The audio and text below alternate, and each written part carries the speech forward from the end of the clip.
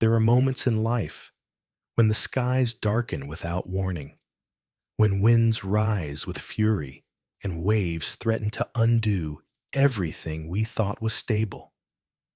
We all know what it feels like to be caught in a storm, not just the kind that rages over oceans and mountains, but the kind that brews within the soul.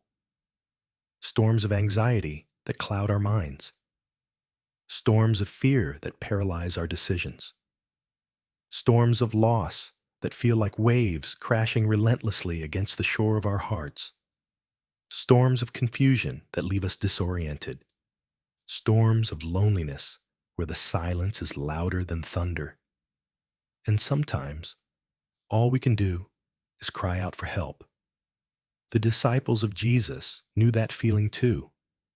They weren't unfamiliar with the sea. They were fishermen after all.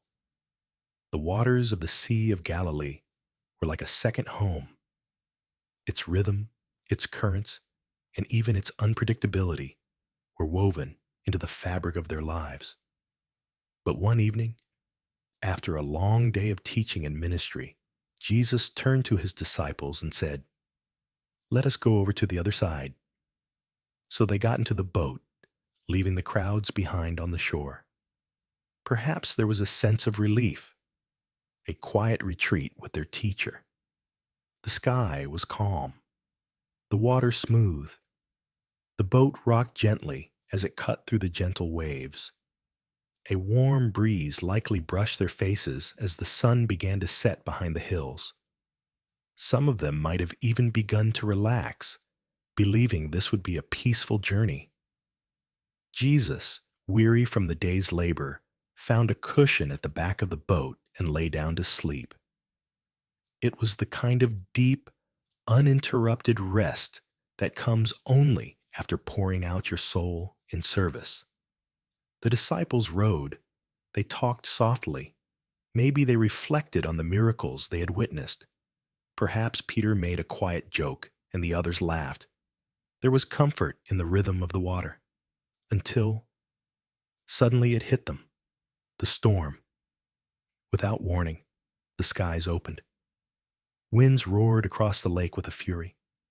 Waves surged upward and crashed into the boat. The sky turned black as if night had fallen instantly. Rain poured down in heavy sheets. Lightning split the heavens with violent flashes. The once calm sea became a churning beast beneath them. Their small wooden vessel was tossed like a toy. Water poured in over the sides. They bailed with whatever they could grab: buckets, hands, cloaks, but it was no use. The boat was sinking, and these were experienced fishermen. They had survived storms before. But this one was different. It was overwhelming, terrifying, and merciless. Their skills weren't enough. Their knowledge wasn't enough. Their strength wasn't enough. Panic rose like the waves. Their shouts were drowned out by the roar of the wind. Fear gripped every heart on board. And then someone remembered. Jesus was with them, asleep. They stumbled toward the stern of the boat, soaked and trembling. "Teacher," they cried out, "don't you care if we drown?" And then something incredible happened. Jesus stood up, rain dripping from his hair and garments, lightning illuminating his face. He looked at the storm. He saw the waves. He felt the wind. And then he spoke. His voice, though gentle, carried the authority of heaven. "Quiet. Be still." In an instant, the wind ceased. The waves settled. The rain stopped. The storm obeyed his voice. The sea became calm. The silence that followed was deafening. And in the stillness, he turned to his disciples and asked, "Why are you so afraid? Do you still have no faith?" The disciples were stunned. Their terror shifted from the storm to the man standing before them. "Who is this?" they whispered. "Even the wind and the waves obey him." That night, they saw more than just a miracle. They saw the identity of the one they followed. Jesus wasn't merely a good man or a talented teacher. He was not just a healer or a prophet. He was the Lord of creation. The voice that once spoke the seas into existence had just commanded them to be still, and they listened. This story is not just about what happened on a lake 2,000 years ago. It is a picture of what happens in our lives today, because storms still come, and not all of them come with thunder and lightning. Some come as medical diagnoses. Some arrive in the form of broken relationships. Some take the shape of financial ruin. Others creep in silently as depression, anxiety, or spiritual dryness. These are the storms that don't just threaten our circumstances, but shake our faith to its core. And in those moments, it's easy to feel like the disciples, like God is asleep, like he's distant, like we're drowning, and he's nowhere to be found. We wonder, does he care? But the truth is, he is in the boat. He always has been, and he always will be. Jesus never promised a life without storms. In fact, he told us they would come. But what he promised is even greater.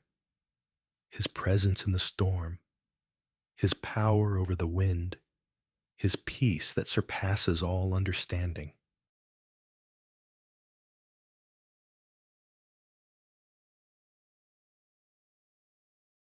Sometimes, he calms the storm around us. The cancer goes into remission. The job offer comes. The marriage is restored. The depression lifts. The debt is cleared.